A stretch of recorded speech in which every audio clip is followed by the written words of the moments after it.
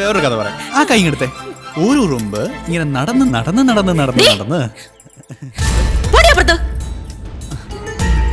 ഞങ്ങൾ ഈ ആനയുടെ ഉറുമ്പിന്റെയും കഥ. ഒരു കാര്യം പറഞ്ഞേക്കാം, അങ്ങനെ ദേഹത്ത് തൊട്ടുള്ള കഥ പറച്ചിലൊന്നും വേണ്ട. പാവങ്ങളാണെങ്കിലും ഞങ്ങൾക്കും ഇത്തിരി അന്തസ്സും അഭിമാനമൊക്കെ ഉണ്ടെന്നുള്ള കാര്യം മറക്കരുത്. അതുകൊണ്ട് മേലിൽ അവളെ ശല്യം ചെയ്യാൻ നിൽക്കരുത്.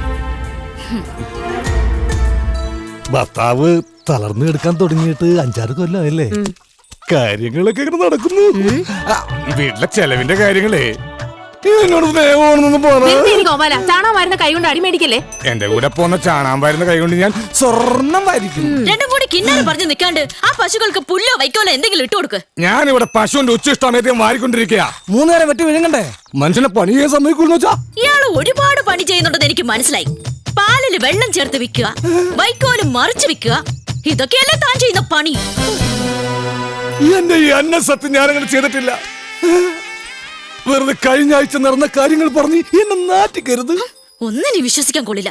വിശ്വസിച്ച് കൂടെ നടക്കുന്നവരാ ചതി കാണിക്കുന്നത്. ഇവളെന്താ ഒരുമാതിരി വാവെടുത്ത പശുവിനെ പോലെ? ഞാൻ ഇന്നലെ വെണ്ണ കട്ട് വിറ്റതെങ്ങാൻ ഇവളാറ്.